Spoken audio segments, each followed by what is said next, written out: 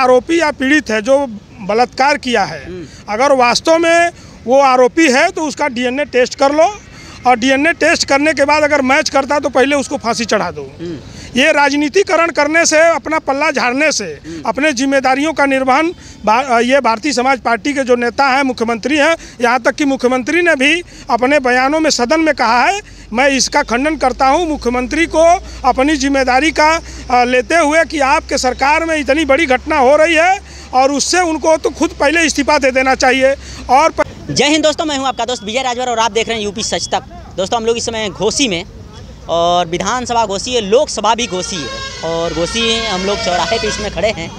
आइए, आज हमारे साथ हैं, बनारस से चल करके आए हैं घोसी में, जो जागो राजभर जागो के प्रभारी हैं ब्रिजेश राजभर जी। आइए, आज हम कुछ इनसे बात करते हैं कि किस हिसाब से समाज का विकास होगा। और सर, यूपी सच तक में बहुत बहुत धन्यवाद। आपके सम्मानित जो भी श्रोता बंधु हैं उनको भी धन्यवाद है जी। सर, सबसे पहले आप बनारस से चल करके घोसी में आने की वजह क्या रही? बनारस से चल करके हम घोसी में आए, भाई देखिए, हम तो प्रदेश अध्यक्ष रहे हैं पूर्व में किसी दल के, तो भाईचारा तो हर जगह है। समाज के आरक्षण, अधिकार, हिस्सेदारी का जो फार्मूला था, कहीं न कहीं मेरा जो दल था, जो नेतृत्व था, वो लोग उससे भटक गए। तो आपसी मंथन के लिए हम अपने जो प्रमुख पदाधिकारी हैं उनसे हम लोगों ने मंथन किया कि अगली रणनीति क्या होगी और समाज को आरक्षण अधिकार कैसे मिलेगा।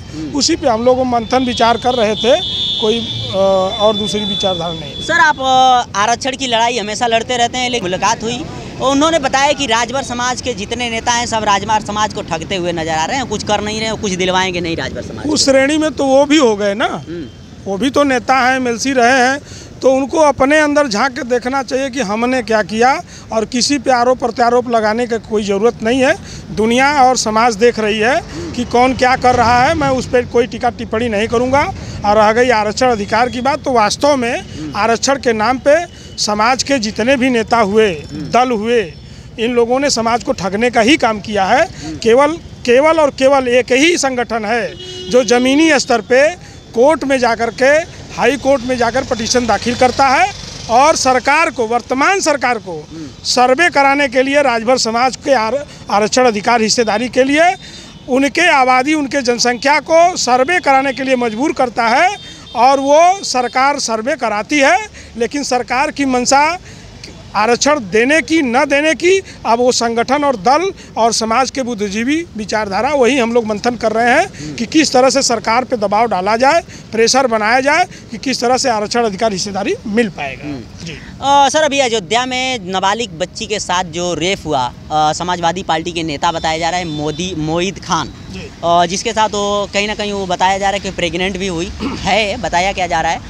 इस पे आपकी क्या राय है? समाजवादी पार्टी के नेता भी हैं वर्तमान, इस पे क्या कहेंगे आप? देखिए, पहले तो मैं ये कहना चाहूँगा कि जो वर्तमान सरकार है, पहले तो कोई आरोपी या पीड़ित है जो बलात्कार किया है, अगर वास्तव में वो आरोपी है तो उसका डीएनए टेस्ट कर लो, और डीएनए टेस्ट करने के बाद अगर मैच करता तो पहले उसको फांसी चढ़ा दो।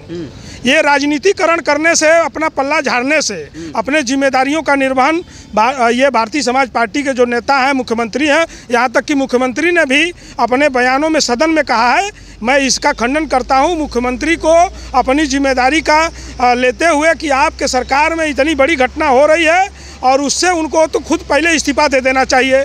और दूसरी बात, वो जो राजनीतिकरण हो रहा है, जो भाजपा और सपा की बात कर रहे हैं, तो मैं तो कहता हूं बनारस में नरेंद्र मोदी जी सांसद हैं बनारस से, और देश के प्रधानमंत्री तीसरी बार चुन लिए गए। जब वहां बीएचयू में 3 लड़कियों के, हॉस्टल के लड़कियों के साथ बलात्कार होता है और 3 आरोपी पकड़े जाते हैं, वो भी भारतीय जनता पार्टी के जिम्मेदार पद पे हैं। और मैं भारतीय जनता पार्टी और अपने मुख्यमंत्री और उनके लोगों से मैं पूछना चाहता हूं, तब बीएचयू और बनारस वाली घटना में तब आरोपियों को फांसी क्यों नहीं दिया गया? उनके घर पे बुलडोजर क्यों नहीं चलाया गया?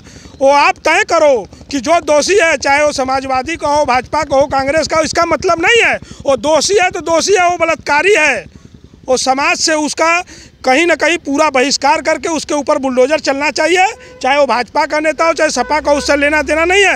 ये सरकार खुद जातिवादी बोर्ड लगा करके घूमना चाहती है और जाति में बांट करके अपने जिम्मेदारियों से पल्ला झाड़ना चाहती है। तो ये सरकार पे सवाल उठता है कि ये सरकार अपने लोगों को तो बचाना चाहती है, चाहे कुलदीप सिंह सेंगर हो, चिन्मयानंद हो, तमाम भाजपा के नेता को बचाने का काम किया है और आरोप विपक्ष पे लगाने का काम करते हैं। तो बुलडोजर तुम्हारे पे भी चलना चाहिए और बुलडोजर उनके भी ऊपर चलना चाहिए, लेकिन दोषी होना चाहिए। अभी आप बोले हैं कि डीएनए जांच होना चाहिए। जब अखिलेश की सरकार थी, समाजवादी पार्टी की सरकार थी, उस समय डीएनए जांच होता था? क्यों नहीं होता था? कहाँ होता था सर? अरे क्यों नहीं होता था सरकार, लेकिन इस पे इतना वो लोग जो कानून है, जो कड़ा कानून अभी योगी जी ने लेके आए हैं, मैं उनके लिए धन्यवाद देता हूं, लेकिन ये क्या कानून केवल विपक्ष के नेताओं और विपक्ष के लोगों के ऊपर है? ये कानून क्यों आपके ऊपर लागू नहीं हो रहा है, ये सवाल उठता है। डीएनए टेस्ट आया नहीं आया उसके पहले भी तय होता था, कोई ना कोई क्रिया प्रक्रिया होती थी और आज भी तय हो रहा है। आज भाई टेक्नोलॉजी का ज़माना है, आज टेक्नोलॉजी के ज़माने से तय हो रहा है, लेकिन कल भी तय होता था। आरोप तो लगते थे लेकिन उस समय उतनी सज़ा नहीं दी जाती थी। लेकिन आज योगी जी ने तो कड़ा कदम उठाया है कि बलात्कारी हो, रेपिस्ट हो, उसको फांसी की सज़ा दो, उनको मौत की सज़ा दो, ताकि समाज को एक प्रेरणा और उद्देश्य मिले, उससे डर पैदा हो कि दूसरा कोई आरोपी किसी के साथ बलात्कार और रेप ना कर सके। अच्छा, कहीं ना कहीं उत्तर प्रदेश में बुलडोजर बाबा काफ़ी आज चर्चा का विषय बने हैं। क्या बुलडोजर बाबा से आप खुश हैं? एकदम नहीं खुश हैं। बुलडोजर केवल विपक्ष के नेताओं के लिए बनाया गया है और जो उनके तरफ से, उनके दल से अगर कोई गलती करता है तो उनको बचाने का सरकार काम कर रही है। अगर बुलडोजर चलाना ही है तो आपके साथ जो रह करके आपके कंधे से कंधा मिला करके चलने वाले जो आरोपी हैं, जो दोषी साबित हुए, उनके ऊपर तो बुलडोजर नहीं चला।